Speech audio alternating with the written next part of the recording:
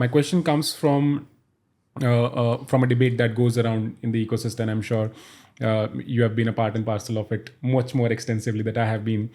That crypto is going to die. Crypto is not here to stay, right? These kind of discussions happen a lot.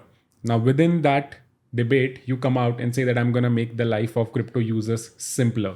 So I'm sure you have had a battle to convince the community, the product builders, and the investors as well to pump in money. How has that journey been? And what was your mindset when you were going through that journey?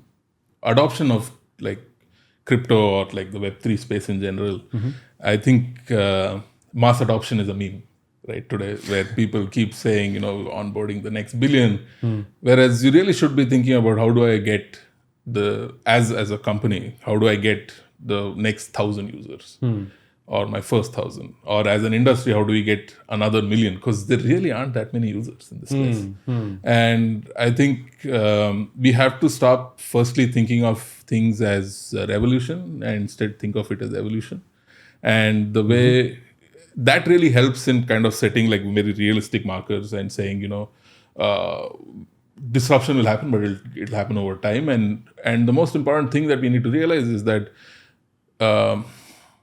like expecting people to like come on board and understand what probably all of us having been in this space have had like the luxury of learning some of like the nuances of the space. Like new users are not going to have that, and we need to kind of take people along for the ride, so to say, handhold them and get them into the space. And this is a slow, painstaking process. It's going to take time. It's going to require people to be like extremely consistent, disciplined, and set very realistic goals for what it is that they want to be able to do.